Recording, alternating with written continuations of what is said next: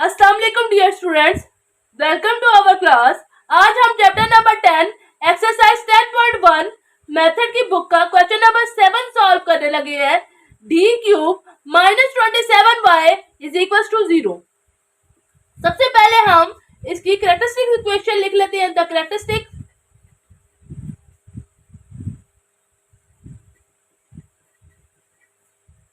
और auxiliary equation is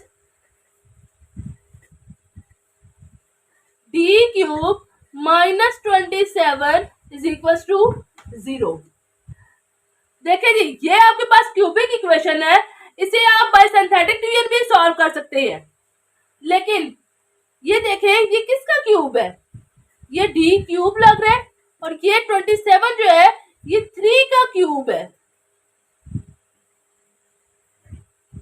3 का cube है ना, तो यहां से देखें ये कौन सा फॉर्मूला बनता है। ये आपके पास बनता है a cube minus b cube लिखा हुआ है। तो a cube minus b cube किसके इक्वल होता है? a minus b a square plus a b plus b square. यहां से देखिए a आपके पास d के इक्वल है और जो आपके पास b है वो आपके पास 3 के इक्वल है। तो ये वाला फॉर्मूला आप यहाँ पे पुट कर दें तो ये आपके पास इक्वेशन क्या बन जाती है? ये आपके पास बन जाती है d minus 3। a minus b है ना, तो ये आपके पास आ जाएगा d माइनस 3। इस फॉर्मूला पुट करें तो ये d का स्क्वायर आ जाता है प्लस ए बी है, प्लस ए बी है तो ये आपके पास क्या आएगा? प्लस 3d प्लस b का स्क्वायर मतलब 3 का स्क्वायर, तो वो क्या होता है? 9 के इक्वल इज इक्वल टू 0। यहां से देखें ये d minus 3 is equal to 0, d square plus 3d plus 9 is equal to 0। यहां से d की वैल्यू आ गई d इज इक्वल टू 3। ठीक है, एक रूट आपके पास आ गया d इज इक्वल टू 3। दूसरे रूट के लिए ये देखें, दूसरी रूट की इक्वेशन लिख लेते हैं d square plus 3d plus 9 is equal to 0। ये आपके पास क्वाड्रेटिक इक्वेशन है। इसे आप बाय क्वाड्रेटिक फॉर्मूला भी सॉल्व कर सकते हैं, by completing square, by factorisation भी सॉल्व किया जा सकता है। तो मैं इसे बाय क्वाड्रेटिक फॉर्मूला सॉल्व करने लगी हूं, बाय क्वाड्रेटिक फॉर्मूला सॉल्व करने लगी हूं। तो वो देखें, असल में जो इक्वेशन होती है वो होती है A square plus B X plus C is equal to 0। तो इसका जब रूट निकाला जाता है वो निकाला जाता है b is equal to minus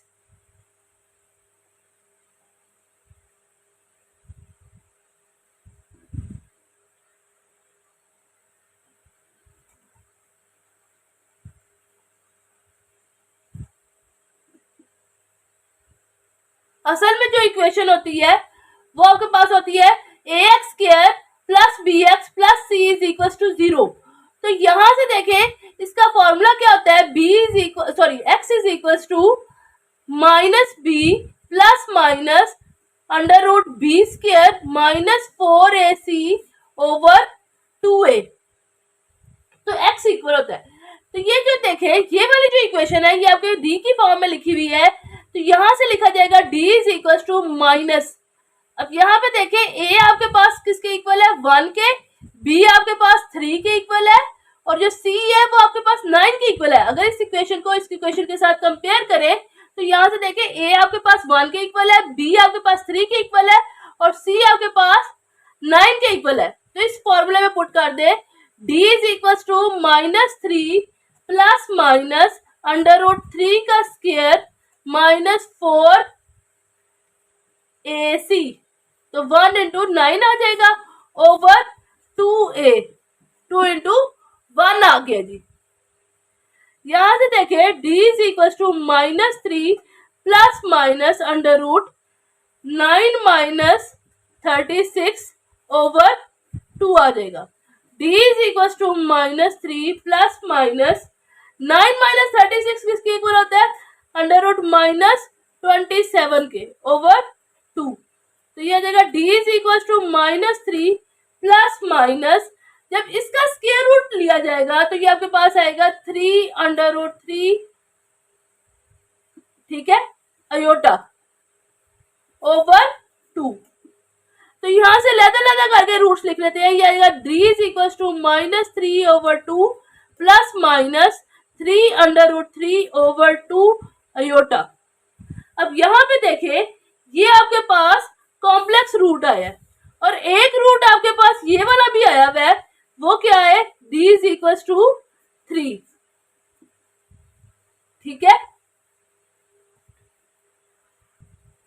जी, यहां से बताएं कि नेचर ऑफ रूट्स क्या है इसके। नेचर ऑफ रूट क्या है इसका, ये रूट तो आपके पास, एक रूट आपके पास रियल आया है और जो दूसरा रूट है आपके पास, वो आपके पास कॉम्प्लेक्स आया हुआ है। ये वाला रूट आपके पास कौन सा आया है, ये आपके पास रियल आया हुआ है और ये वाला रूट आपके पास कॉम्प्लेक्स आया हुआ है। ठीक है, तो अब इसका जनरल सॉल्यूशन कैसे लिखा जाएगा वो देख ले।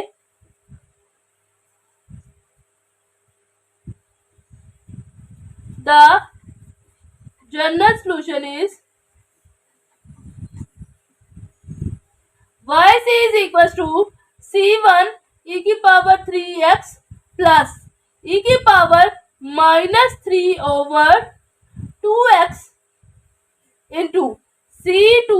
अब ये देखिए कॉम्प्लेक्स रूट लिख रहा है ना आगे, तो ये आपके पास आ जाएगा c2 cos 3/3/2x plus c3 sin 3/3/2x।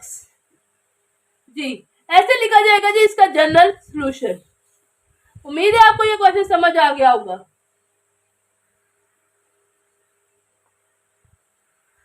Next question देखिए, क्वेश्चन नंबर 8 है आपके पास, 4d4 minus 4d cube minus 3d square plus 4d minus 1 into y is equal to 0। सबसे पहले आपने द कैरेक्टरिस्टिक्स या ऑक्सिलरी इक्वेशन लिख लेनी है। द कैरेक्टरिस्टिक और auxiliary equation is 4d4 minus 4d cube minus 3d square plus 4d minus 1 is equal to 0। जी, ये आपके पास 4 डिग्री इक्वेशन है, तो सब आपने इसे कैसे सॉल्व करना है, इसे आपने बाय सिंथेटिक डिवीजन सॉल्व करना है। बाय सिंथेटिक डिवीजन इसे सॉल्व करना है। तो सिंथेटिक डिवीजन के साथ ऐसे क्वेश्चन को कैसे सॉल्व करते हैं, सबसे पहले हम इसके कोएफिशिएंट्स लिख लेते हैं। 4 माइनस 4 माइनस 3 4 माइनस 1। तो सबसे पहले हम चेक करते हैं 1 is the root of this equation और नॉट। सबसे पहले हमने ये टर्म को नीचे उतार लेना है, 4 को एज इट इज लिखेंगे, 1 को 4 के साथ जब मल्टीप्लाई करेंगे तो आपके पास 4 आ जाएगा। -4 में जब आप 4 को ऐड करेंगे तो आपके पास 0 आएगा। जब 0 को मल्टीप्लाई करेंगे आप 1 के साथ तो आपके पास 0 आएगा। -3 प्लस 0 ये आपके पास आ जाएगा -3। 1 को जब आप मल्टीप्लाई करेंगे -3 के साथ तो आपके पास आ जाएगा -3। 4 में जब आप ऐड करेंगे -3 को तो आपके पास आ जाएगा 1। 1 को जब आप 1 के साथ मल्टीप्लाई करेंगे तो आपके पास आ जाएगा 1। -1 में जब आप 1 को ऐड करेंगे तो आपके पास आ जाएगा 0। यहां से आपके पास क्या आ गया, रिमाइंडर 0 के इक्वल आ गया। इस रिमाइंडर 0 के इक्वल आने का मतलब क्या है कि d is equal to 1 is the root of this equation. अब ये देखें 4 डिग्री इक्वेशन थी, अब ये जो इक्वेशन है ये आपसे 1 डिग्री कम हो गई है, तो ये आपके पास आ गया 4d cube plus 0d square minus 3d plus 1 is equal to 0। अब ये देखें ये आपके पास 3 डिग्री इक्वेशन आ गई है। अब इसको कैसे सॉल्व करना है, इसको भी आपने बाय सिंथेटिक डिवीजन ही सॉल्व करना है। बाय सिंथेटिक डिवीजन, तो सिंथेटिक डिवीजन आप जी कैसे लगा रहे हैं कि आपने पहले इसके कोएफिशिएंट्स लिख लेने हैं 4 0 -3 1। अब क्या करते हैं, -1 is the root of this equation और नॉट। तो सबसे पहले टर्म को आप ऐसे ही लिखते हैं, 4 को आप ऐसे ही नीचे उतार लेंगे। -1 को जब आप 4 के साथ मल्टीप्लाई करेंगे तो आपके पास आएगा -4। 0 में जब आप -4 को ऐड करेंगे तो आपके पास आएगा -1। 4। -1 को जब आप -4 के साथ मल्टीप्लाई करेंगे तो आपके पास आ जाएगा 4। 4 में जब आप ऐड करेंगे -3 को तो आपके पास आ जाएगा 1। -1 को जब आप 1 के साथ मल्टीप्लाई करेंगे तो आपके पास आ जाएगा -1। 1 में जब आप -1 को ऐड करेंगे तो यहाँ से आपके पास रिमाइंडर क्या आ जाएगा, 0 आ जाएगा। रिमाइंडर 0 का मतलब है कि d is equal to -1 is also the root of this equation. तो अब ये देखें, ये आपके पास क्यूबिक इक्वेशन थी, तो ये आपके पास क्वाड्रेटिक इक्वेशन बन गया। ये आपके पास आ गया 4d² - 4d plus 1 is equal to 0। अब ये देखें, ये आपके पास 2d का स्क्वायर है, -2 इंटू 2d और 1। अब ये 1 का स्क्वायर है, तो ये कौन सा फॉर्मूला आपके पास बन गया है? ये आपके पास बन गया a² - 2ab plus b² is equal to 0। तो ये आपके पास आ गया है -2d - 1 का होल स्क्वायर का फॉर्मूला इज इक्वल टू 0। तो ये आपके पास a - b के होल स्क्वायर का फॉर्मूला आ गया है। तो यहां से देखें, ये आप लिख सकते हैं 2d - 1 is equal to 0, 2d - 1 is equal to 0, 2d is equal to 1, d is equal to 1/2। एक ये रूट आ गया आपके पास, यहां से भी 2d इज इक्वल टू 1 और d इज इक्वल टू 1/2। अब यहां से देखें, नेचर ऑफ द रूट्स को आए हैं। अब ये वाले जो रूट्स हैं आपके पास दोनों, ये आपके पास रियल है प्लस डिस्टिंक्ट है, और ये जो आपके पास रूट्स आए हैं ये आपके पास रियल तो है लेकिन आइडेंटिकल भी है, सेम है ना। तो आप ये बताइए कि इसका जनरल सॉल्यूशन कैसे लिखा जाएगा।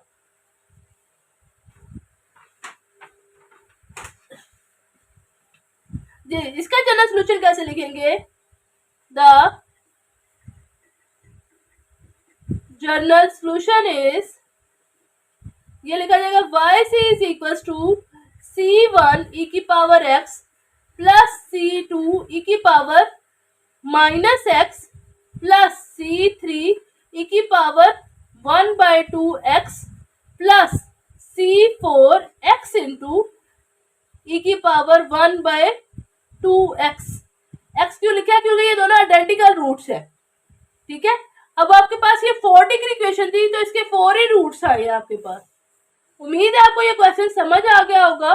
मजीद इस चैप्टर को पढ़ने के लिए हमारे चैनल को सब्सक्राइब करें और बेल आइकन को प्रेस करना मत भूलिएगा ताकि आप हमारी लेटेस्ट वीडियो देख सकें।